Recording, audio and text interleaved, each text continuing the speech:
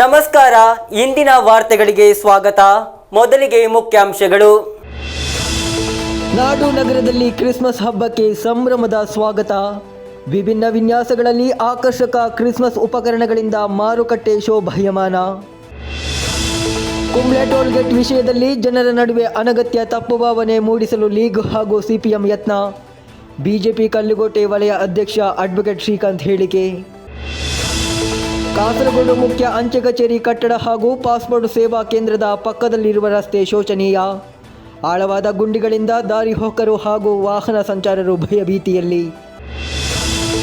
ಕಾಸರಗೋಡು ಜಿಲ್ಲೆಯಲ್ಲಿ ಕರಡು ಮತದಾರರ ಪಟ್ಟಿ ಪ್ರಕಟ. ಜಿಲ್ಲೆಯಲ್ಲಿ 94.72% ಮಂದಿಯನ್ನು SIR ಅಲ್ಲಿ ಸೇರ್ಪಡೆ. ಜಿಲ್ಲಾಧಿಕಾರಿ ಕೆ ಇಂಬಶೇಖರ್ ಹೇಳಿಕೆ. ಕೇರಳ ಮುಸ್ಲಿಂ ಜಮಾಅತ್ ರಾಜ್ಯ ಕಮಿಟಿ ನೇತೃತ್ವದಲ್ಲಿ ಜನರೊಂದಿಗೆ ಎಂಬ ಶೀರ್ಷಿಕೆಯಡಿಯಲ್ಲಿ ಕೇರಳ ಸಂದೇಶ ಯಾತ್ರೆ ಡಿಸೆಂಬರ್ 25ರಂದು ಪಡನದಲ್ಲಿ ಆರಂಭಗೊಳ್ಳಲಿದೆ. ಸಿದ್ಧತೆಗಳು ಪೂರ್ಣಗೊಂಡಿವೆ ಎಂದು ಸುದ್ದಿಗೋಷ್ಠಿಯಲ್ಲಿ ಪದಾಧಿಕಾರಿಗಳು ಹೇಳಿಕೆ. ವಾರ್ತೆಗಳು ವಿವರವಾಗಿ. ನಾಡು ನಗರದಲ್ಲಿ ಕ್ರಿಸ್ಮಸ್ ಹಬ್ಬದ ಸಂಭ್ರಮಾಚರಣೆಗೆ ಇನ್ನು ಕೇವಲ ಒಂದು ದಿನವಷ್ಟೇ ಬಾಕಿ. ನಗರ ಗ್ರಾಮೀಣ ಮಾರುಕಟ್ಟೆಯಲ್ಲಿ ನಾನಾ ಗಾತ್ರಗಳಲ್ಲಿ ವಿಭಿನ್ನ ವಿನ್ಯಾಸಗಳಲ್ಲಿ ಆಕರ್ಷಕ ಕ್ರಿಸ್ಮಸ್ ಉಪಕರಣಗಳು ಲಭ್ಯವಿದ್ದು ತಾತನ ಟೋಪಿಗಳು ಜನರನ್ನು ಆಕರ್ಷಿಸುತ್ತಿವೆ. ಈ ಬಾರಿ ಬಹಳ ವಿಜೃಂಭಣೆಯಿಂದ ಜನರು ಕ್ರಿಸ್ಮಸ್ ಹಬ್ಬವನ್ನು ಬರಮಾಡಿಕೊಳ್ಳುತ್ತಿದ್ದಾರೆ. ಕ್ರಿಸ್ಮಸ್ ಹಬ್ಬದ ಸಂಭ್ರಮಾಚರಣೆಗೆ ಕೇವಲ ಒಂದೇ ದಿನಗಳಷ್ಟೇ ಬಾಕಿ. ನಗರ ಗ್ರಾಮೀಣ ಪ್ರದೇಶದ ಮಾರುಕಟ್ಟೆಗಳಲ್ಲಿ ಖರೀದಿಯು ಜೋರಾಗಿದೆ.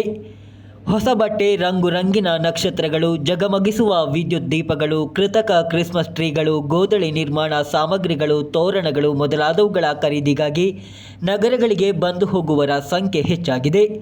ಸಾಂತಾಕ್ಲಾಸ್ ಉಡುಪು, ಕೃತಕ ಕ್ರಿಸ್ಮಸ್ ಗೋದಳಿಗಳು ಮಾರುಕಟ್ಟೆಯಲ್ಲಿ ಲಭ್ಯವಿದೆ. ಕ್ರಿಸ್ಮಸ್ ತಾತನ ಟೋಪಿಗೆ ಬೇಡಿಕೆ ಹೆಚ್ಚಾಗಿದೆ. ನಾನಾ ಗಾತ್ರಗಳಲ್ಲಿ ವಿಭಿನ್ನ ವಿನ್ಯಾಸಗಳಲ್ಲಿ ಆಕರ್ಷಕ ಕ್ರಿಸ್ಮಸ್ ಉಪಕರಣಗಳು ಲಭ್ಯವಿದ್ದು ತಾತನ ಟೋಪಿಗಳು ಜನರನ್ನು ಆಕರ್ಷಿಸುತ್ತಿವೆ. ನಾನಾ ಬಣ್ಣಗಳ ವಿಭಿನ್ನ ವಿನ್ಯಾಸಗಳ LED ನಕ್ಷತ್ರಗಳೊಂದಿಗೆ ಕ್ರಿಸ್ಮಸ್ ಮಾರುಕಟ್ಟೆ ಶೋಭಿಸುತ್ತಿದೆ. ಇವುಗಳಲ್ಲಿ AI ಬಣ್ಣದ ಟ್ಯೂಬ್ಗಳು ಗಮನ ಸೆಳೆಯುತ್ತಿವೆ. ಹಲವು ಬಣ್ಣಗಳಲ್ಲಿ LED ಮಿಂಚುವ ಚೈನೀಸ್ ನಕ್ಷತ್ರಗಳು ವ್ಯಾಪಾರ ಸಂಸ್ಥೆಗಳಲ್ಲಿ ಹಬ್ಬದ ಕಳೆ ಮೂಡಿಸಿವೆ. ಕ್ರಿಸ್ಮಸ್ ಟೋಪಿಗಳು ಈ ಬಾರಿ ವಿಭಿನ್ನತೆ ಇದೆ. ಇದಲ್ಲದೆ ಸಾಂತಾಕ್ಲಾಸ್ ಸ್ಟಾರ್ಗಳನ್ನು ಅಳವಡಿಸಿದ ಟೋಪಿಗಳು ಮಾರುಕಟ್ಟೆಯಲ್ಲಿ ಗಮನ ಸೆಳೆಯುತ್ತಿವೆ. LED ನಕ್ಷತ್ರಗಳನ್ನು ಅಳವಡಿಸಿದ ಟೋಪಿಗಳು ಲಭ್ಯವಿದೆ. ಇವು ಕ್ರಿಸ್ಮಸ್ ಹಬ್ಬಕ್ಕೆ ಹೆಚ್ಚು ಉಪಯುಕ್ತವಾಗಿದೆ. ಕ್ರಿಸ್ಮಸ್ ಟ್ರೀಗಳನ್ನು ತಯಾರಿಸುವ ಸಾಮಗ್ರಿಗಳು ಲಭಿಸುವಾಗ ನಾನಾ ಗಾತ್ರಗಳಲ್ಲಿರುವ ರೆಡಿಮೇಡ್ ಕ್ರಿಸ್ಮಸ್ ಟ್ರೀಗಳು ಮಾರಾಟಕ್ಕಿವೆ. ಶಾಲೆಗಳಲ್ಲಿ ಪರೀಕ್ಷೆ ಮುಕ್ತಾಯಗೊಂಡಿದ್ದು ವಿದ್ಯಾರ್ಥಿಗಳಿಗೆ ರಜೆ ಲಭಿಸಿದ ಕಾರಣ ವ್ಯಾಪಾರ ಸಂಸ್ಥೆಗಳಲ್ಲಿ ಭಾರಿ ಜನಸಂದಣಿ ಕಂಡುಬರುತ್ತಿದೆ ಎಂದು ವ್ಯಾಪಾರಿಗಳು ಹೇಳುತ್ತಿದ್ದಾರೆ. LED ನಕ್ಷತ್ರಗಳಲ್ಲದೆ ಹಳೆಯ ರೀತಿಯ ನಕ್ಷತ್ರದೊಳಗೆ ಬಲ್ಬ್ ಉರಿಸುವ ಹಳೆಯ ಮಾದರಿಯ ನಾನಾ ಗಾತ್ರಗಳಲ್ಲಿ ನಕ್ಷತ್ರಗಳು ಲಭ್ಯವಿದೆ. News bureau, Kasaragod. Kumbla toll gate ವಿಷಯದಲ್ಲಿ ಜನರ ನಡುವೆ ಅನಗತ್ಯ ತಪ್ಪು ಭಾವನೆ ಮೂಡಿಸಲು ಲೀಗ್ ಹಾಗೂ ಸಿಪಿಎಂ ಯತ್ನ. ಜನರನ್ನು ದಾರಿ ತಪ್ಪಿಸಲು ಪ್ರಯತ್ನಿಸುತ್ತಿವೆ ಎಂದು ಬಿಜೆಪಿ ಕಲ್ಲುಕೋಟೆ ವಲಯ ಅಧ್ಯಕ್ಷ ಅಡ್ವೊಕೇಟ್ ಕೆ ಶ್ರೀಕಾಂತ್ ಹೇಳಿದರು. ಕುಂಬಳೆ ಆರಿಕಾಡಿ ಟೋಲ್ ಸ್ಥಾಪನೆಗೆ ಸಂಬಂಧಿಸಿದಂತೆ ಇಂಡಿಯಾ ಮೈತ್ರಿಕೂಟದ ಭಾಗವಾಗಿರುವ ಮುಸ್ಲಿಂ ಲೀಗ್ ಹಾಗೂ ಸಿಪಿಎಂ ಅನಗತ್ಯ ವಿವಾದಗಳನ್ನು ಸೃಷ್ಟಿಸುವ ಮೂಲಕ ಜನರನ್ನು ದಾರಿ ತಪ್ಪಿಸಲು ಪ್ರಯತ್ನಿಸುತ್ತಿವೆ ಎಂದು ಬಿಜೆಪಿ ಕಲ್ಲುಕೋಟೆ ವಲಯ ಅಧ್ಯಕ್ಷ ಅಡ್ವೊಕೇಟ್ ಕೆ ಶ್ರೀಕಾಂತ್ ಆರೋಪಿಸಿದ್ದಾರೆ. ಈ ವಿಷಯದ ಬಗ್ಗೆ ಜಿಲ್ಲಾಧಿಕಾರಿಗಳ ಕಚೇರಿಯಲ್ಲಿ ಯಾವುದೇ ಸಾರ್ವಜನಿಕ ಪ್ರತಿನಿಧಿಗಳು ಅಥವಾ ರಾಜಕೀಯ ಪಕ್ಷದ ಪ್ರತಿನಿಧಿಗಳ ಸಭೆಯನ್ನು ಕರೆಯಲಾಗಿಲ್ಲ. ಸಾರ್ವಜನಿಕ ಪ್ರತಿನಿಧಿಗಳು ಹೊರಗೆ ಹೋಗಲು ಯಾವುದೇ ಪರಿಸ್ಥಿತಿಯನ್ನು ಸೃಷ್ಟಿಸಲಾಗಿಲ್ಲ.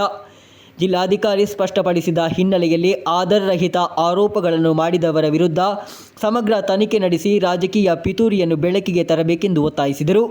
ಮಂಜೇಶ್ವರ ಶಾಸಕ AKM ಅಶ್ರಫ್ ಹಾಗೂ ಸಿಪಿಎಂ ಕುಂಬಳೆ ವಲಯ ಕಾರ್ಯದರ್ಶಿ ಸುಬೇರ್ ಟೋಲ್ ಸಂಗ್ರಹಕ್ಕೆ ಸಂಬಂಧಿಸಿದಂತೆ ದಾರಿ ತಪ್ಪಿಸುವ ಹೇಳಿಕೆಯನ್ನು ನೀಡುತ್ತಿದ್ದಾರೆ ಎಂದು ಶ್ರೀಕಾಂತ್ ಆರೋಪಿಸಿದ್ದಾರೆ. ಕುಂಬಳೆ ಆರಿಕಾಡಿ ಟೋಲ್ ಗೇಟ್ ನಿರ್ಮಾಣ ವಿಷಯದಲ್ಲಿ ಮಂಜೇಶ್ವರ ಶಾಸಕ ಅಶ್ರಫ್ ಹಾಗೂ CPMನ ಕುಂಬಳೆ ಏರಿಯಾ ಸೆಕ್ರೆಟರಿ ಸುಬೇರ್ ಅಲ್ಲಸಲ್ಲದ ಆರೋಪಗಳನ್ನು ಮಾಡ್ತಾ ಇದ್ದಾರೆ. ಜನಪ್ರತಿನಿಧಿಗಳ ಹಾಗೂ ರಾಜಕೀಯ ಪಕ್ಷದ ಯಾವುದೇ ಸಭೆಯನ್ನು ಜಿಲ್ಲಾಧಿಕಾರಿ ಕರೆದಿಲ್ಲ ಎಂದು ಸ್ಪಷ್ಟನೆ ನೀಡಿರುವ ಹಿನ್ನೆಲೆಯಲ್ಲಿ ಅನಗತ್ಯವಾಗಿ ವಿವಾದಗಳನ್ನು ಸೃಷ್ಟಿಸಿ ಜನರನ್ನು ತಪ್ಪು ದಾರಿಗೆಳೆಯುವಂತಹ ಪ್ರಯತ್ನವನ್ನು ಈ ಮೈತ್ರಿಕೂಟದ ನಾಯಕರು ಮಾಡ್ತಾ ಇದ್ದಾರೆ. ರಾಜಕೀಯ ಲಾಭಕ್ಕೋಸ್ಕರ ಜನರನ್ನು ತಪ್ಪು ದಾರಿಗೆಳೆಯುವಂತಹ ಪ್ರಯತ್ನ ನಡೀತಾ ಇದೆ. ಈ ಬಗ್ಗೆ ಸಮಗ್ರವಾದ ತನಿಖೆ ಮಾಡಬೇಕು ಅಂತ ಹೇಳಿ ಭಾರತೀಯ ಜನತಾ ಪಕ್ಷ ಆಗ್ರಹಿಸ್ತಾ ಇದೆ. ಕುಂಬಳೆ ಏರಿಯಾ ಸಮಿತಿಯ ಸೆಕ್ರೆಟರಿ ಸುಬೇರ್ ಮುಸ್ಲಿಂ ಲೀಗಿನ ಪರವಾಗಿ ಮಾತನಾಡ್ತಾ ಇದ್ದಾರೆ. ಈ MLAಗೋಸ್ಕರ ನಿರಂತರವಾಗಿ ಒಂದು ಹುನ್ನಾರವನ್ನು ಮಾಡಿ ಮುಸ್ಲಿಂ ಲೀಗಿನ ಯಶಸ್ಸಿಗೆ ಮತ್ತು ಜಯಕ್ಕೆ ಯಾವತ್ತೂ ಅವರು ಪ್ರಯತ್ನ ಮಾಡ್ತಾ ಇದ್ದಾರೆ. ಈ ಬಗ್ಗೆ ಜನರು ತಪ್ಪದ ದಾರಿಗೆಳೆಯುವಂತಹ ಪ್ರಯತ್ನವನ್ನು ಅರ್ಥ ಮಾಡಿಕೊಂಡು ಈ ಇಂಡಿ ಸಖ್ಯದ ಇಂಡಿ ಮೈತ್ರಿಕೂಟದ ಅಪವಿತ್ರವಾದಂತಹ ಆರೋಪವನ್ನು ನಿರಾಕರಣೆ ಮಾಡಬೇಕು ಅಂತ ಹೇಳಿ ವಿನಂತಿ ಮಾಡ್ತಾ ಇದ್ದೇವೆ. ಹೈಕೋರ್ಟ್ನಲ್ಲಿ ರಿಟ್ ಅರ್ಜಿಗಳು ವಜಾಗೊಂಡಿದ್ದು ಅದರ ವಿರುದ್ಧ ಸಲ್ಲಿಸಲಾದ ಮೇಲ್ಮನವಿ ವಿಫಲವಾಗುವುದು ಬಹುತೇಕ ಖಚಿತವಾಗಿರುವ ಪರಿಸ್ಥಿತಿಯಲ್ಲಿ ಆ ವಂಚನೆಯನ್ನು ಮರೆಮಾಡಲು ಎರಡು ಗುಂಪುಗಳು ಈಗ ಪೂರ್ವಭಾವಿಯಾಗಿ ಸಿದ್ಧಪಡಿಸಿದ ಸುಳ್ಳು ಪ್ರಚಾರವನ್ನು ಹರಡಿಸುತ್ತಿವೆ ಎಂದು ಶ್ರೀಕಾಂತ್ ಹೇಳಿದರು. ಸಿಪಿಎಂ ಕುಂಬಳೆ ವಲಯ ಕಾರ್ಯದರ್ಶಿ ಸುಬೈರ್ ಮುಸ್ಲಿಂ ಲೀಗಿನೊಂದಿಗೆ ಬಿನಾಮಿಯಾಗಿ ಕೆಲಸ ಮಾಡುತ್ತಿದ್ದಾರೆ. ಸುಬೇರ್ ಸಿಪಿಎಂ ನಾಯಕರಾಗಿದ್ದರೂ ಮುಸ್ಲಿಂ ಲೀಗಿನ ಯಶಸ್ಸನ್ನು ಖಚಿತಪಡಿಸಿಕೊಳ್ಳಲು ಅವರು ಅವಿಶ್ರಾಂತವಾಗಿ ಶ್ರಮಿಸುತ್ತಿದ್ದಾರೆ ಎಂದು ಶ್ರೀಕಾಂತ್ ಹೇಳಿದರು. ಎರಡು ಗುಂಪುಗಳ ಬೂಟಾಟಿಕೆಯನ್ನು ಗುರುತಿಸುವಂತೆ ಬಿಜೆಪಿ ಜನರನ್ನು ಒತ್ತಾಯಿಸಿದೆ. News bureau, Kasaragod. ಕಾಸರಗೋಡು ಮುಖ್ಯ ಅಂಚೆ ಕಚೇರಿ ಕಟ್ಟಡ ಹಾಗೂ ಪಾಸ್ಪೋರ್ಟ್ ಸೇವಾ ಕೇಂದ್ರದ ಪಕ್ಕದಲ್ಲಿರುವ ರಸ್ತೆಯಲ್ಲಿ ಆಳವಾದ ಗುಂಡಿಗಳು ದಾರಿ ಹೋಕರಿಗೆ ಹಾಗೂ ವಾಹನ ಸಂಚಾರಗಳಿಗೆ ಅಪಾಯವನ್ನುಂಟು ಮಾಡುತ್ತಿದೆ. ಹಾದು ಹೋಗುವ ರಸ್ತೆಯಲ್ಲಿ ತಿಂಗಳುಗಳಿಂದ ಸವಲೊಡ್ಡುವ ಗುಂಡಿಗಳನ್ನು ಮುಚ್ಚಲು ಯಾವುದೇ ಕ್ರಮಗಳನ್ನು ತೆಗೆದುಕೊಂಡಿಲ್ಲ ಎಂದು ಸ್ಥಳೀಯರಿಂದ ದೂರುಗಳು ಕೇಳಿಬರುತ್ತಿವೆ. ಕಾಸರಗೋಡು ಮುಖ್ಯ ಅಂಚೆ ಕಚೇರಿ ಕಟ್ಟಡ ಹಾಗೂ ಪಾಸ್ಪೋರ್ಟ್ ಸೇವಾ ಕೇಂದ್ರದ ರಸ್ತೆಯಲ್ಲಿ ಆಳವಾದ ಗುಂಡಿಗಳು ದಾರಿ ಹೋಕರಿಗೆ ಹಾಗೂ ವಾಹನ ಸಂಚಾರಿಗಳಿಗೆ ಅಪಾಯವನ್ನುಂಟು ಮಾಡುತ್ತಿದೆ. ಪಾದಚಾರಿಗಳ ಪಾದಗಳನ್ನು ಮಾತ್ರವಲ್ಲದೆ ಕಾರುಗಳ ಟೈರ್ಗಳನ್ನು ಸಹ ಪುಡಿ ಮಾಡುವಷ್ಟು ಅಗಲ ಹಾಗೂ ಆಳವಿರುವ ಗುಂಡಿಗಳು ಇವೆ. ರೈಲ್ವೆ ನಿಲ್ದಾಣದಲ್ಲಿ ಇಳಿಯುವ ಸಚಿವರು ಮಾತ್ರವಲ್ಲದೆ ಜಿಲ್ಲೆಯ ಜನಪ್ರತಿನಿಧಿಗಳು, ಕಲೆಕ್ಟರ್ ಹಾಗೂ ವಿವಿಧ ಇಲಾಖೆಗಳ ಜಿಲ್ಲಾ ಮಟ್ಟದ ಮುಖ್ಯಸ್ಥರು ಸಹ ಹಾದು ಹೋಗುವ ರಸ್ತೆಯಲ್ಲಿ ತಿಂಗಳುಗಳಿಂದ ನಿರ್ಮಾಣವಾಗಿರುವ ಗುಂಡಿಯನ್ನು ಮುಚ್ಚಲು ಯಾವುದೇ ಕ್ರಮಗಳನ್ನು ತೆಗೆದುಕೊಂಡಿಲ್ಲ ಎಂದು ಸ್ಥಳೀಯರು ಆರೋಪ ವ್ಯಕ್ತಪಡಿಸಿದ್ದಾರೆ. ಅನೇಕ ವಾಹನಗಳು ಈ ರಸ್ತೆಯ ಮೂಲಕ ಹಾದು ಹೋಗುತ್ತವೆ. ವಾಹನಗಳ ಟೈರ್ಗಳು ಯಾವುದೇ ಸಮಯದಲ್ಲೂ ಗುಂಡಿಗೆ ಬೀಳಬಹುದು. ಟೈರ್ ಸಿಲುಕಿಕೊಂಡರೆ ಅದನ್ನು ಹೊರತೆಗೆಯಲು ಕಷ್ಟ ಸಾಧ್ಯ. ಇದಲ್ಲದೆ ಜಲ ಪ್ರಾಧಿಕಾರದ ಪೈಪ್ಲೈನ್ನಲ್ಲಿ ಸೋರಿಕೆಯಿಂದಾಗಿ ಈ ರಸ್ತೆಯಲ್ಲಿ ನೀರು ನಿಲ್ಲುತ್ತದೆ. ನೀರಿನ ಅಡಚಣೆಯಿಂದಾಗಿ ವಾಹನ ಸಂಚಾಲಕರಿಗೆ ಪ್ರಯಾಣಿಸಲು ಕಷ್ಟಕರವಾಗುತ್ತಿದೆ. ಮಳೆಗಾಲದಲ್ಲಿ ಈ ರಸ್ತೆಯು ಅತ್ಯಂತ ಶೋಚನೀಯವಾಗಿರುತ್ತದೆ. News bureau, Kasaragod. ಕಾಸರಗೋಡು ಜಿಲ್ಲೆಯಲ್ಲಿ ಕರಡು ಮತದಾರರ ಪಟ್ಟಿ ಪ್ರಕಟವಾಗಿದೆ. ಜಿಲ್ಲೆಯಲ್ಲಿ 94.72% ಮಂದಿಯನ್ನು SIR ಪಟ್ಟಿಯಲ್ಲಿ ಸೇರಿಸಲಾಗಿದೆ ಎಂದು ಜಿಲ್ಲಾಧಿಕಾರಿ ಕೆ. ಇಂಬಶೇಖರ್ ಹೇಳಿದರು. ವಿಶೇಷ ತೀವ್ರ ಪರಿಷ್ಕರಣೆಯ ಬಳಿಕ ಕಾಸರಗೋಡು ಜಿಲ್ಲೆಯ ಕರಡು ಮತದಾರರ ಪಟ್ಟಿಯನ್ನು ಪ್ರಕಟಿಸಲಾಗಿದೆ ಎಂದು ಜಿಲ್ಲಾಧಿಕಾರಿ ಕೆ. ಇಂಬಶೇಖರ್ ಹೇಳಿದರು. ಜಿಲ್ಲೆಯಲ್ಲಿ 94.72% ಜನರನ್ನು SIR ಪಟ್ಟಿಯಲ್ಲಿ ಸೇರಿಸಲಾಗಿದೆ. 10,21,345 ಜನರನ್ನು ಮತದಾರರ ಪಟ್ಟಿಯಲ್ಲಿ ಸೇರಿಸಲಾಗಿದೆ. ಚುನಾವಣಾ ಅಧಿಕಾರಿಗಳು, BLAಗಳು, BLOಗಳು, ಕುಟುಂಬಶ್ರೀ ಸದಸ್ಯರು, ಹರಿತ ಕರ್ಮ ಸೇನೆ ಸದಸ್ಯರು, SC ಹಾಗೂ ST ಪ್ರವರ್ತಕರು ಸೇರಿದಂತೆ ಅನೇಕ ಜನರು ಈ ಚಟುವಟಿಕೆಯ ಭಾಗವಾಗಿದ್ದರು.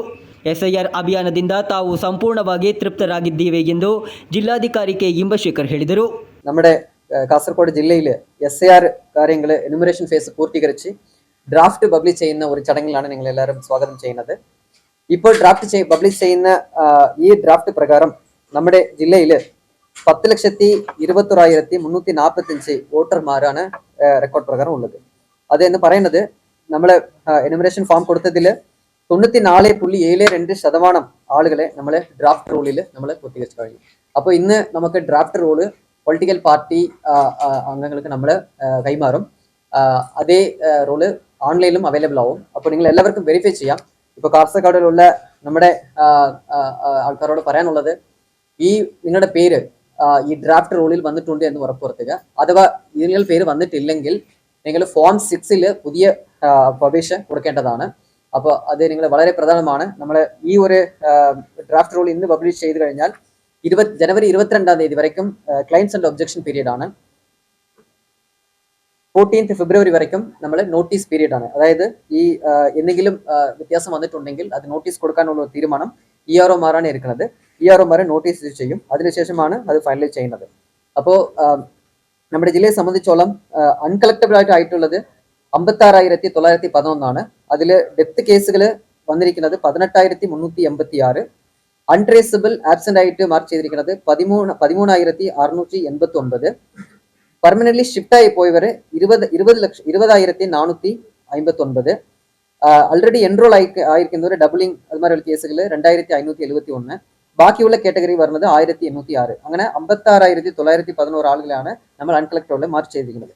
നമ്മൾ ഈ ഒരു അൺമാപ്പിംഗ്, അതായത് നോ മാപ്പിംഗ് ചെയ്തിരിക്കുന്ന കേസുകൾ 30,590 ആണ്. അത് 2.84% ആളുകൾ മാത്രമേ നമ്മൾ നോ മാപ്പിംഗ് പ്രോജന മാപ്പിംഗിൽ വരാതെ ആളുകൾ 30,590 ആളുകൾ മാത്രമേ ഉള്ളൂ. ഇത് സംസ്ഥാനത്തിൽ തന്നെ ഏറ്റവും വളരെ കുറവായിട്ടുള്ള ഒരു പെർസെൻറ്റേജ് ആണ്. നമ്മൾ BLOമാരും നമ്മുടെ BLO സൂപ്പർവൈസർമാരും വളരെ അധ്വാനിച്ച് ഈ ഒരു നോ മാപ്പിംഗ് കേസുകൾ വളരെ കുറവായിട്ടാണ്. 30,590 കേസുകൾ മാത്രമേ നോ മാപ്പിംഗ് ആയിട്ടുള്ളൂ. ബാക്കി എല്ലാവരെയും നമ്മൾ either സെൽഫായിട്ടും ഇല്ലെങ്കിൽ പ്രോജനിയായിട്ടും നമ്മൾ മാപ്പിംഗ് ചെയ്ത് കഴിഞ്ഞിട്ടുണ്ട്. ಕರಡುಪಟ್ಟಿಯ ಬಗ್ಗೆ ಜನವರಿ 22, 2026 ದೂರುಗಳು ಹಾಗೂ ಆಪೇಕ್ಷೆಗಳನ್ನು ಸಲ್ಲಿಸಬಹುದು. ಅಂತಿಮ ಪಟ್ಟಿಯನ್ನು ಫೆಬ್ರವರಿ 21 ಪ್ರಕಟಿಸಲಾಗುವುದು. ಹೆಸರುಗಳನ್ನು ಸೇರಿಸಲು ಫಾರ್ಮ್ 6 ಭರ್ತಿ ಮಾಡಿ ಸಲ್ಲಿಸಬೇಕೆಂದು ಜಿಲ್ಲಾಧಿಕಾರಿ ಹೇಳಿದರು. ಮೃತಪಟ್ಟ 18,386 ಮಂದಿ, ಸಂಪರ್ಕಕ್ಕೆ ಸಿಗದ 13,689 ಮಂದಿ, ಸ್ಥಳಾಂತರಗೊಂಡ 20,459 ಮಂದಿ, 2 ಬಾರಿ ಹೆಸರು ಉಲ್ಲೇಖಿಸಿದ 2,571 ಮಂದಿ ಹಾಗೂ ಇತರ ವರ್ಗಗಳಲ್ಲಿ 1,806 ಮಂದಿ ಸೇರಿದಂತೆ ಜಿಲ್ಲೆಯಲ್ಲಿ 56,911 ಮಂದಿ ಎಸ್ಐಆರ್ನಲ್ಲಿ ಸೇರ್ಪಡಿಸಿಲ್ಲ. ಜಿಲ್ಲಾಧಿಕಾರಿ ಕೆ ಇಂಬಶೇಖರ್ ಕರಡು ಮತದಾರರ ಪಟ್ಟಿಯನ್ನು ಜಿಲ್ಲೆಯ ರಾಜಕೀಯ ಪಕ್ಷಗಳ ಪ್ರತಿನಿಧಿಗಳಿಗೆ ಹಸ್ತಾಂತರಿಸುವ ಮೂಲಕ ಉದ್ಘಾಟಿಸಿದರು. ಕರಡು ಮತದಾರರ ಪಟ್ಟಿಯ ಪ್ರಕಾರ ಜಿಲ್ಲೆಯಲ್ಲಿ ಬೂತುಗಳ ಸಂಖ್ಯೆ 983ರಿಂದ 1,141ಕ್ಕೆ ಏರಿಕೆಯಾಗಲಿದೆ. 158 ಬೂತುಗಳನ್ನು ಹೊಸದಾಗಿ ಸ್ಥಾಪಿಸಲಾಗುವುದು. News bureau, Kasaragod. Kerala Muslim Jamaat ರಾಜ್ಯ ಕಮಿಟಿ ನೇತೃತ್ವದಲ್ಲಿ ಜನರೊಂದಿಗೆ ಎಂಬ ಶೀರ್ಷಿಕೆಯಲ್ಲಿ ಕಾಸರಗೋಡು ಚೆರ್ಕಳದಿಂದ ಪ್ರಾರಂಭವಾಗುವ ಕೇರಳ ಯಾತ್ರೆಯ ಪೂರ್ವಭಾವಿಯಾಗಿ ಜಿಲ್ಲಾದ್ಯಂತ ನಡೆಯುತ್ತಿರುವ ಸಂದೇಶ ಯಾತ್ರೆ ಡಿಸೆಂಬರ್ 25ರಂದು ಪಡನದಲ್ಲಿ ಆರಂಭವಾಗಲಿದೆ. ಅಖಿಲ ಭಾರತ ಉಪಾಧ್ಯಕ್ಷ ಸೈಯದ್ KS ಆಟಕೋಯ ತಂಗಳ್ ಕುಂಬೋಳ್ ಅಪರಾಹ್ನ 2:30ಕ್ಕೆ ಸಂದೇಶ ಯಾತ್ರೆಯನ್ನು ಉದ್ಘಾಟಿಸಲಿದ್ದಾರೆ ಎಂದು ಸಂಘಟನೆಯ ಪದಾಧಿಕಾರಿಗಳು ಸುದ್ದಿಗೋಷ್ಠಿಯಲ್ಲಿ ತಿಳಿಸಿದರು. ಕೇರಳ ಮುಸ್ಲಿಂ ಜಮಾಅತ್ ರಾಜ್ಯ ಸಮಿತಿಯ ನೇತೃತ್ವದಲ್ಲಿ ಜನರೊಂದಿಗೆ ಎಂಬ ಶೀರ್ಷಿಕೆಯಡಿಯಲ್ಲಿ ಕಾಸರಗೋಡು ಚೆರ್ಕಲದಿಂದ ಪ್ರಾರಂಭವಾಗುವ ಕೇರಳ ಯಾತ್ರೆಯ ಪೂರ್ವಭಾವಿಯಾಗಿ ಜಿಲ್ಲಾದ್ಯಂತ ನಡೆಯುತ್ತಿರುವ ಸಂದೇಶ ಯಾತ್ರೆ ಡಿಸೆಂಬರ್ 25ರಂದು ಪಡನದಲ್ಲಿ ಆರಂಭವಾಗಲಿದೆ. ಮಧ್ಯಾಹ್ನ 2:30ಕ್ಕೆ ಅಖಿಲ ಭಾರತ ಉಪಾಧ್ಯಕ್ಷ ಸೈಯದ್ KS ಆಟಕೋಯ ತಂಗಳ್ ಕುಂಬೋಳ್ ಸಂದೇಶ ಯಾತ್ರೆಯನ್ನು ಉದ್ಘಾಟಿಸಲಿದ್ದಾರೆ ಎಂದು ಸಂಘಟನೆಯ ಪದಾಧಿಕಾರಿಗಳು ಸುದ್ದಿಗೋಷ್ಠಿಯಲ್ಲಿ ಪ್ರಕಟಿಸಿದರು. ಮಾನವೀಯತೆಯ ಮೌಲ್ಯಗಳನ್ನು ಎತ್ತಿ ಹಿಡಿಯುವ ಹಾಗೂ ಪ್ರೀತಿ ಸಾಮರಸ್ಯವನ್ನು ಬಲಪಡಿಸುವ ಉದ್ದೇಶದಿಂದ ಈ ಯಾತ್ರೆಯನ್ನು ಆಯೋಜಿಸಲಾಗುತ್ತಿದೆ ಎಂದು ಪದಾಧಿಕಾರಿಗಳು ಘೋಷಿಸಿದರು. ಕೇರಳ ಯಾತ್ರೆಯ ಪೂರ್ವಭಾವಿಯಾಗಿ 3 ದಿನಗಳ ಕಾಲ ಕಾಸರಗೋಡು ಜಿಲ್ಲೆಯ 9 ವಲಯಗಳಲ್ಲಿ ನಡೆಯಲಿರುವ ಸಂದೇಶ ಯಾತ್ರೆ ಡಿಸೆಂಬರ್ 25ರಂದು ಮಧ್ಯಾಹ್ನ 1:30ಕ್ಕೆ ಬೀರಿಚೇರಿಯ ಮಕಾಮ್ ಸಿರಿಯತ್ನಲ್ಲಿ ಆರಂಭವಾಗಲಿದೆ.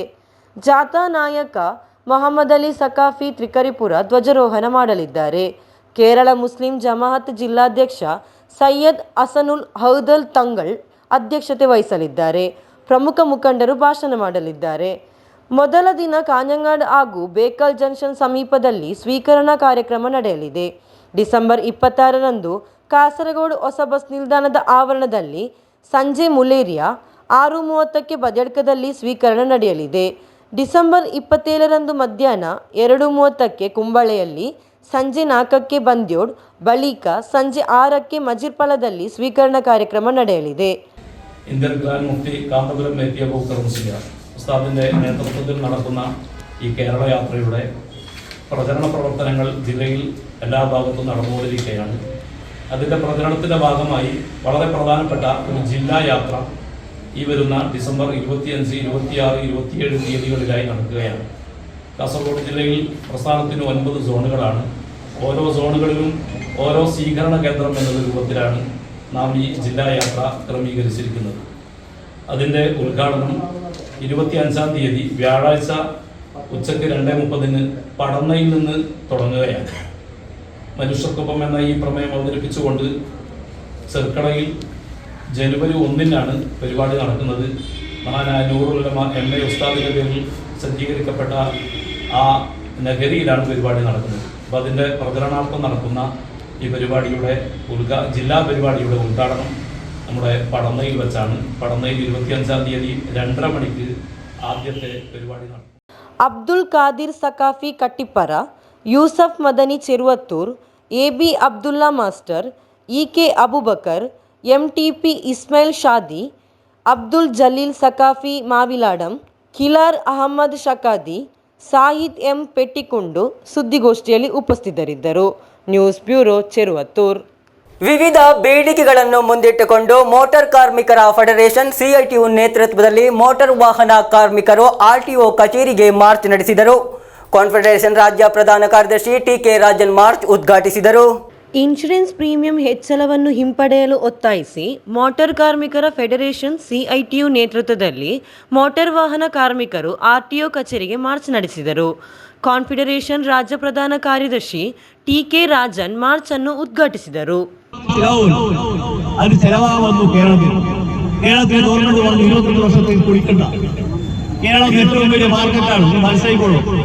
മുതലക്കോടി എന്ന ജനങ്ങൾക്ക് എല്ലാവർക്കും വാഹനമുള്ള ഏക സംസ്ഥാനം ഈ കേരളമാണ്. മോട്ടോർ സൈക്കിൾ ഇല്ലാത്ത ഒരു കുടുംബമില്ല കേരളത്തിൽ. അങ്ങനെ ഏറ്റവും കൂടുതൽ വാഹനങ്ങൾ കേരളത്തിൽ ഇനി അടുത്ത 7 വർഷക്കാലം കച്ചവടം നടക്കില്ല. അപ്പൊ കണ്ട ബുദ്ധിയാണ്, ആരുടെ ബുദ്ധി? രാജ്യത്തെ കുത്തക പോരാളിമാരുടെ, വാഹന നിർമ്മാതാക്കളുടെ, രാജ്യത്തെ സമ്പന്ന വർഗത്തിന്റെ, കോടീശ്വരന്മാരുടെ ആഫീസിലെത്താണ് പ്രിയപ്പെട്ടവര് ഈ നിയമം വന്നത്. നിങ്ങൾ വണ്ടി പൊളിക്കില്ലേ? എന്നാൽ പൊളിക്കാതിരിക്കുന്ന വണ്ടി നിങ്ങൾ CM എടുക്കുന്നത് കാണുക. ഏക വിഷയം പ്രഖ്യാപിച്ചത് ഇവിടെ ചർച്ച നടത്തി, ഇവിടെ സൂചിപ്പിച്ചല്ലോ. കണക്കുകൾ നീതി ജനകല്ലേ ആലോചിച്ചു. മോട്ടോർ സൈക്കിൾ വെറുതെ മോട്ടോർ സൈക്കിൾ ഇപ്പൊ അടുത്തത് 650 രൂപയാണ്. അത് 70 കാലപ്പഴക്കമുള്ള വണ്ടിയാണെങ്കിൽ അത് 9,000 രൂപയ്ക്ക് മാറും. മനസ്സിലായിക്കോളും. ഓട്ടോറിക്ഷക്ക് 660 ഇവിടെ പറഞ്ഞു 9,060 രൂപയ്ക്ക് മാറും. ചെറിയ കാറിന് 17,000 രൂപയ്ക്ക് മാറും. 20 വർഷം കഴിഞ്ഞാൽ ഒരു ട്രക്ക് പുറത്തിറങ്ങണമെങ്കിൽ ഇപ്പോൾ കൊടുക്കുന്ന പണം 28,000 രൂപയ്ക്ക് മാറും. PA ರೈಮನ್ ಅಧ್ಯಕ್ಷತೆ ವಹಿಸಿದ್ದರು. TV Vinod, Sreejith, AT Lohithakshan, P Raghavan ಮಾತನಾಡಿದರು. ವೆಂಕಟ್ ಶಶಿ ಸ್ವಾಗತಿಸಿದರು. News bureau, Kanhangad. ಕಾಸರಗೋಡಿನ ಪಡನ್ನಕಾಡು ಕೃಷಿ ಕಾಲೇಜು ರೈತರಿಗೆ 1 ಲಕ್ಷ ಸೀಮೆ ಸುಣ್ಣವನ್ನು ತಲುಪಿಸುತ್ತಿದೆ. 11 ಅಂಶಗಳನ್ನು ಹೊಂದಿರುವ ಸೀಮೆ ಸುಣ್ಣಗಳಿಗೆ ಬೇಡಿಕೆ ಹೆಚ್ಚಾಗುತ್ತಿದೆ. ಕೃಷಿ ಕಾಲೇಜಿನ ಸಾಯಿಲ್ ಸೈನ್ಸ್ ವಿಭಾಗವು ಸೀಮೆ ಸುಣ್ಣವನ್ನು ತಯಾರಿಸುತ್ತಿದೆ. PG ಸಂಶೋಧನೆಯ ಭಾಗವಾಗಿ ಪಡನ್ನಕಾಡು ಕೃಷಿ ಕಾಲೇಜಿನ ಸಾಯಿಲ್ ಸೈನ್ಸ್ ವಿಭಾಗವು 4 ವರ್ಷಗಳ ಹಿಂದೆ ಪ್ರಾಯೋಗಿಕ ಆಧಾರದ ಮೇಲೆ ಸೀಮೆ ಸುಣ್ಣವನ್ನು ತಯಾರಿಸಲು ಪ್ರಾರಂಭಿಸಿತು. 25 ಗ್ರಾಂ ತೂಕವಿರುವ ಸೀಮೆ ಸುಣ್ಣಗಳಿಗೆ ರಾಜ್ಯದ ವಿವಿಧ ಭಾಗಗಳಿಂದ ಬೇಡಿಕೆ ಹೆಚ್ಚುತ್ತಿದೆ. ತರಕಾರಿ ಬೆಳೆಗಳನ್ನು ಬೆಳೆಯುವ ಗ್ರೋ ಬ್ಯಾಗ್ಗಳಲ್ಲಿ 2 ಸೀಮೆ ಸುಣ್ಣವನ್ನು ಇರಿಸಿದರೆ ಉತ್ತಮ ಇಳುವರಿ ಪಡೆಯಲಾಗುತ್ತದೆ. ಮೊದಲ ಸೀಮೆ ಸುಣ್ಣವನ್ನು ಹಾಕಿದ 35 ದಿನಗಳ ಬಳಿಕವೇ 2ನೇ ಸೀಮೆ ಸುಣ್ಣವನ್ನು ಬಳಸಬೇಕು. ಸೀಮೆ ಸುಣ್ಣವನ್ನು ಹೆಚ್ಚಾಗಿ ತಮ್ಮ ಟ್ಯಾರೆಸ್ ಫ್ಲಾಟ್ಗಳಲ್ಲಿ ತರಕಾರಿಗಳನ್ನು ಬೆಳೆಯುವವರು ತೆಗೆದುಕೊಳ್ಳುತ್ತಾರೆ. ಸೀಮೆ ಸುಣ್ಣವು ಸಾರಜನಕ, ರಂಜಕ, ಪೊಟ್ಯಾಷಿಯಂ, ಕ್ಯಾಲ್ಸಿಯಂ, ಸಲ್ಫರ್, ಮೆಗ್ನೀಷಿಯಂ, ಸತು ಸೇರಿದಂತೆ 11 ಅಂಶಗಳನ್ನು ಒಳಗೊಂಡಿದೆ.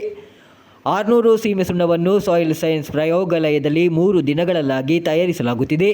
ഈ ഒരു ആശയം ശരിക്കും പറഞ്ഞാൽ രൂപകൽപ്പന ചെയ്തത് നമ്മുടെ നേരത്തെ ഉണ്ടായിരുന്ന നമ്മുടെ ഡീൻ ഡോക്ടർ PR സുരേഷ് എന്ന് പറഞ്ഞ സാറിന്റെ ഒരു ഐഡിയ ആയിരുന്നു. അപ്പൊ സാറ് ഇങ്ങനെ ചിന്തിച്ചു. അതായത് നമുക്കിപ്പം സിറ്റികളിലൊക്കെ ജീവിക്കുന്ന ആളുകൾക്ക് ഒന്നിനും സമയമില്ല.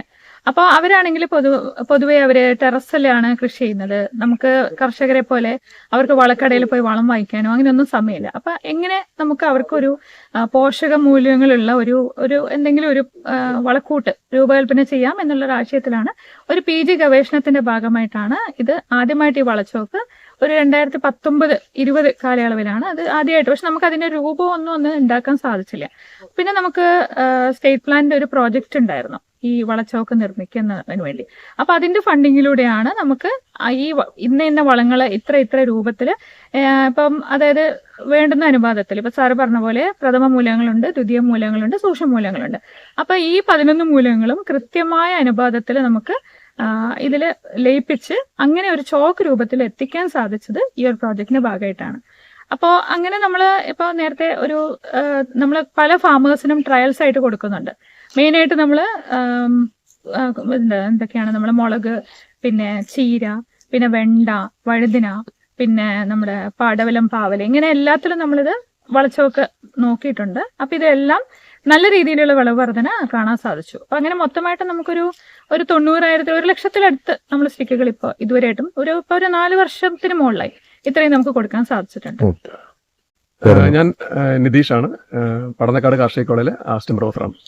എല്ലാ മൂലകങ്ങളും ചെടികൾക്ക് ആവശ്യമായ അനുപാതത്തിൽ നൽകുക എന്ന ഉദ്ദേശത്തോടു കൂടിയാണ് ഈ വളച്ചോക്ക് രൂപപ്പെടുത്തിയിട്ടുള്ളത്. നമുക്ക് ചെടികൾക്ക് വേണ്ട മൂലകങ്ങൾ എന്ന് പറയുമ്പോൾ പ്രാഥമികമായിട്ട് വേണ്ട നൈട്രജൻ, ഫോസ്ഫറസ്, പൊട്ടാസ്യം, അതുപോലെ ദ്വിതീയമായിട്ട് വേണ്ട കാൽസ്യം, മഗ്നീഷ്യം, സൾഫർ, പിന്നെ സൂക്ഷ്മമൂലങ്ങളായിട്ടുള്ള iron, copper, zinc, manganese, boron, ഈ മൂലകങ്ങളൊക്കെ തന്നെ ഒരു പ്രത്യേക അനുപാതത്തിൽ കിട്ടിക്കഴിഞ്ഞാലാണ് ചെടികൾക്ക് നല്ലതായി വളരാൻ പറ്റുള്ളൂ. ഏതെങ്കിലും ഒരു മൂലകം കൂടുകയോ അല്ലെങ്കിൽ വല്ലാതെ കുറയുകയോ ചെയ്തു കഴിഞ്ഞാൽ അതിന്റെ പ്രശ്നമുണ്ടാകും. അപ്പോൾ എല്ലാ മൂലകങ്ങളും കൃത്യമായ രീതിയിൽ സംയോജിപ്പിച്ചുകൊണ്ടുള്ള ഒരു വളമാണ് ഈ വളച്ചോക്ക് എന്ന് പറയുന്നത്. അത് നമുക്ക് ഒരു ചെടിക്ക് വേണ്ടി 1 or 2 പ്രാവശ്യമായിട്ട് ചട്ടിയുടെ കയ്യിൽ വെച്ച് കൊടുത്തു കഴിഞ്ഞാൽ എല്ലാ മൂലങ്ങളും കിട്ടുമെന്നുള്ളതാണ് ഈ വളച്ചോക്കിന്റെ ഉപയോഗം. ചാണകം മറ്റൊന്നും വേണ്ട. ചാണകം എന്ന് പറയുന്നത് അതൊരു ജൈവവളം എന്ന രീതിയിലാണല്ലോ കൊടുക്കുന്നത്. ചാണകത്തിനൊക്കെ നമുക്ക് വേണമെങ്കിൽ കൂടെ കൊടുക്കാവുന്നതാണ്. പക്ഷേ ഇതെന്ന് പറഞ്ഞു കഴിഞ്ഞാൽ നമുക്ക് വേണ്ട മൂലകങ്ങളൊക്കെ കൃത്യമായ അനുപാതം കൊടുക്കുന്നു എന്നുള്ളതാണ്. ഒരിക്കലും ഒരു വളപ്രയോഗത്തിന്റെ ഒരു ദൂഷ്യഫലങ്ങൾ ഇതിലുണ്ടാവില്ല. ഇപ്പൊ ചാണകം എന്ന് പറയുന്നത് ജൈവവളമാണല്ലോ, അതിപ്പോൾ നമ്മൾ അത് ജൈവവളമായിട്ട് നമ്മൾ കൊടുക്കുന്ന കുഴപ്പമൊന്നുമില്ല. പക്ഷെ രാസവളങ്ങൾ കൊടുക്കുമ്പോൾ നമ്മൾ ശ്രദ്ധിക്കണം. ചെടികൾക്ക് വേണ്ട അളവിൽ കൊടുക്കുക എന്നുള്ളതാണ് വളരെ പ്രധാനപ്പെട്ടത്. അത് കൃത്യമായ അനുപാതത്തിൽ കൊടുക്കാൻ സഹായിക്കുന്നു എന്നുള്ളതാണ് വളച്ചോക്കിന്റെ ഒരു ഗുണമെന്ന് പറയുന്നത്. ഒരു അമിതമായ രീതിയിലുള്ള പ്രയോഗമോ അല്ലെങ്കിൽ ആവശ്യത്തിൽ കുറഞ്ഞ അളവിലുള്ള പ്രയോഗമോ രണ്ടും അപകടമാണ്. അത് രണ്ടും ഒഴിവാക്കിക്കൊണ്ട് കൃത്യമായ രീതിയിലുള്ള ഒരു പ്രയോഗം എല്ലാ മൂലങ്ങളും ലഭ്യമാക്കുന്നു എന്നുള്ളതാണ് ഈ വളച്ചോക്കിന്റെ ഉപയോഗം എന്ന് പറയുന്നത്. ഇത് പിന്നെ പച്ചക്കറികൾക്കാണോ കൂടുതലും നൽകുന്നത്? അതെ, പച്ചക്കറികൾക്കാണ്. ഇപ്പൊ നമ്മൾ ചെടിച്ചട്ടികൾ വളർത്തുന്ന പച്ചക്കറികളാണ് ഇപ്പൊ നമ്മൾ ഉപയോഗിക്കുന്നത്. ഇനി വീണ്ടും ഇതിന്റെ ഗവേഷണം തുടർന്നുകൊണ്ടിരിക്കുകയാണ്. ഇപ്പൊ ബാക്കിയുള്ള വിളകളിലേക്കും അത് ഭാവിയിൽ രൂപപ്പെടുത്താനുള്ള സാധ്യതയുണ്ട്. ಒಂದು ಸೀಮೆ ಸುಣ್ಣದ ಬೆಲೆ 5 ರೂಪಾಯಿಯಾಗಿದೆ. ಮೆಣಸಿನಕಾಯಿ, ಟೊಮೆಟೊ, ಬದನೆ, ಎಲೆಕೋಸು ಸೇರಿದಂತೆ 10ಕ್ಕೂ ಹೆಚ್ಚು ಬೆಳೆಗಳಿಗೆ ಪೌಷ್ಟಿಕಾಂಶದ ಅಗತ್ಯತೆಗಾಗಿ ರೈತರಿಗೆ ಕೃಷಿ ಕಾಲೇಜು ವಿದ್ಯಾರ್ಥಿಗಳಿಂದ ಸೀಮೆ ಸುಣ್ಣ ವಿತರಿಸಲಾಗುತ್ತಿದೆ. News bureau, Kasaragod. 37ನೇ ರಾಷ್ಟ್ರೀಯ ಸಬ್ ಜೂನಿಯರ್ ಟೆನ್ನಿಸ್ ಚಾಂಪಿಯನ್ಶಿಪ್ಗೆ ತ್ರಿಕರಿಪುರ ಸರ್ಕಾರಿ ವೊಕೇಶನಲ್ ಹೈಯರ್ ಸೆಕೆಂಡರಿ ಶಾಲಾ ಮೈದಾನದಲ್ಲಿ ಅದ್ದೂರಿಯಲ್ಲಿ ಆರಂಭವಾಯಿತು. 18 ರಾಜ್ಯಗಳ ಬಾಲಕ ಹಾಗೂ ಬಾಲಕಿಯರು ಭಾಗವಹಿಸಿರುವ ಚಾಂಪಿಯನ್ಶಿಪ್ಗೆ ಮುಂಚಿತವಾಗಿ ಎಲ್ಲ ರಾಜ್ಯಗಳ ತಂಡಗಳನ್ನು ನಗರದಾದ್ಯಂತ ಸ್ವಾಗತಿಸಲಾಯಿತು.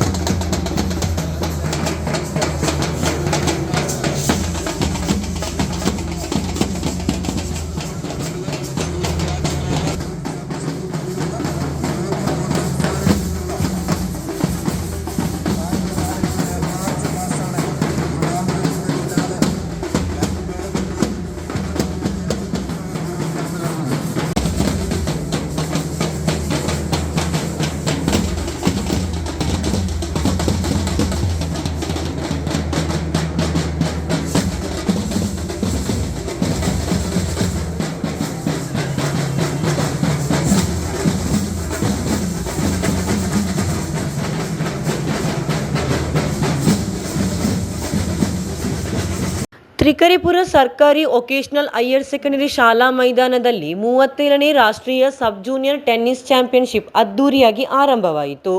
18 ರಾಜ್ಯಗಳ ಬಾಲಕ ಹಾಗೂ ಬಾಲಕಿಯರು ಭಾಗವಹಿಸಿದ್ದ ಚಾಂಪಿಯನ್ಶಿಪ್ಗೆ ಮುಂಚಿತವಾಗಿ ಎಲ್ಲ ರಾಜ್ಯಗಳ ತಂಡಗಳನ್ನು ನಗರದಾದ್ಯಂತ ಸ್ವಾಗತಿಸಲಾಯಿತು.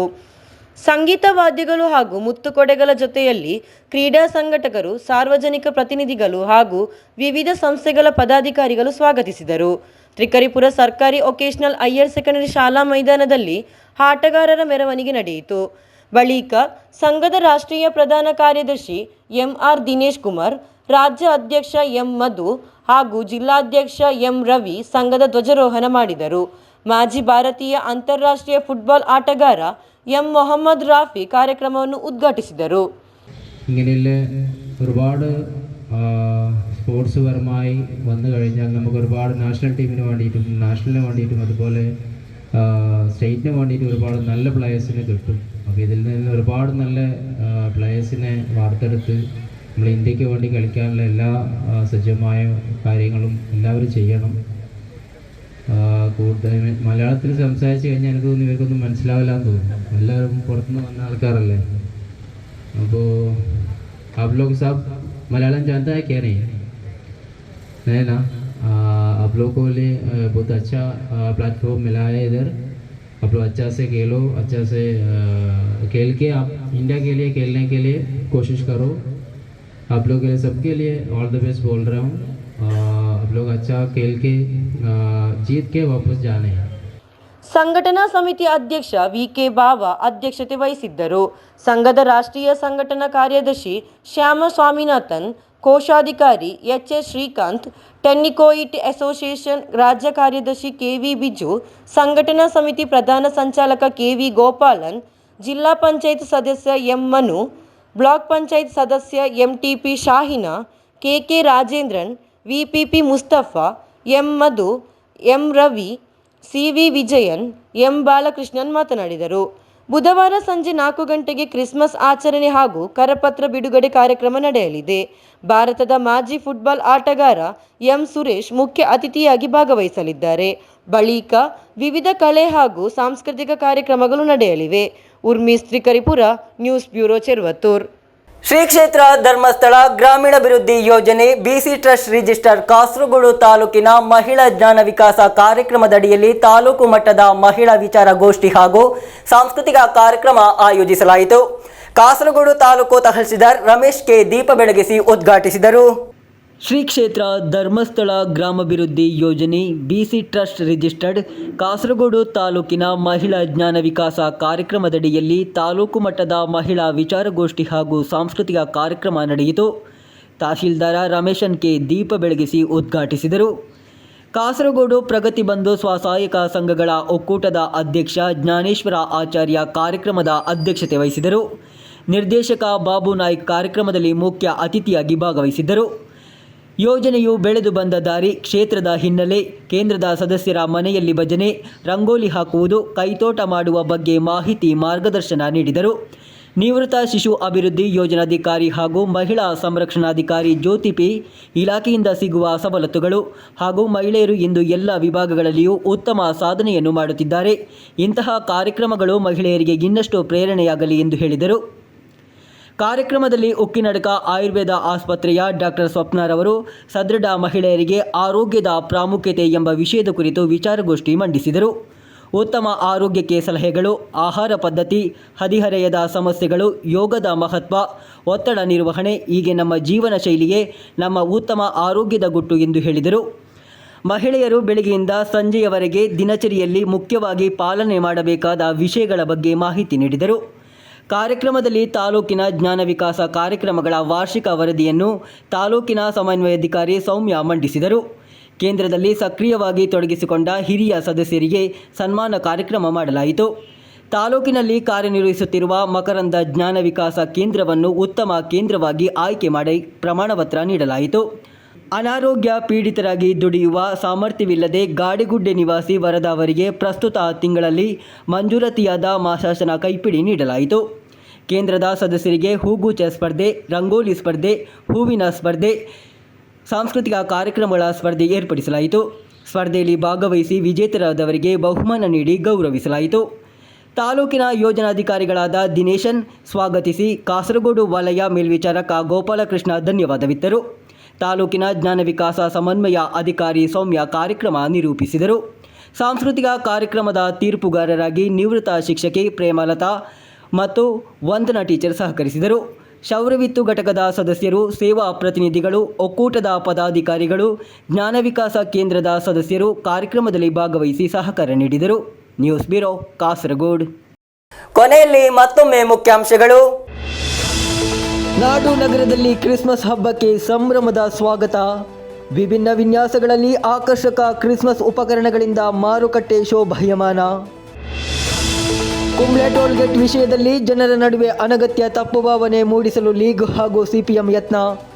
ಬಿಜೆಪಿ ಕಲ್ಲುಗೋಟೆ ವಲಯ ಅಧ್ಯಕ್ಷ ಅಡ್ವೊಕೇಟ್ ಶ್ರೀಕಾಂತ್ ಹೇಳಿಕೆ.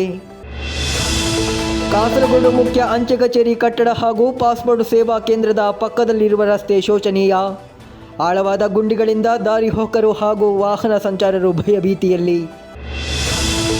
ಕಾಸರಗೋಡು ಜಿಲ್ಲೆಯಲ್ಲಿ ಕರಡು ಮತದಾರರ ಪಟ್ಟಿ ಪ್ರಕಟ. ಜಿಲ್ಲೆಯಲ್ಲಿ 94.72% ಮಂದಿಯನ್ನು SIR ಅಲ್ಲಿ ಸೇರ್ಪಡೆ. ಜಿಲ್ಲಾಧಿಕಾರಿ ಕೆ ಇಂಬಶೇಖರ್ ಹೇಳಿಕೆ. ಕೇರಳ ಮುಸ್ಲಿಂ ಜಮಾಅತ್ ರಾಜ್ಯ ಕಮಿಟಿ ನೇತೃತ್ವದಲ್ಲಿ ಜನರೊಂದಿಗೆ ಎಂಬ ಶೀರ್ಷಿಕೆಯಡಿಯಲ್ಲಿ ಕೇರಳ ಸಂದೇಶ ಯಾತ್ರೆ ಡಿಸೆಂಬರ್ 25ರಂದು ಪಡನದಲ್ಲಿ ಆರಂಭಗೊಳ್ಳಲಿದೆ. ಸಿದ್ಧತೆಗಳು ಪೂರ್ಣಗೊಂಡಿವೆ ಎಂದು ಸುದ್ದಿಗೋಷ್ಠಿಯಲ್ಲಿ ಪದಾಧಿಕಾರಿಗಳು ಹೇಳಿಕೆ.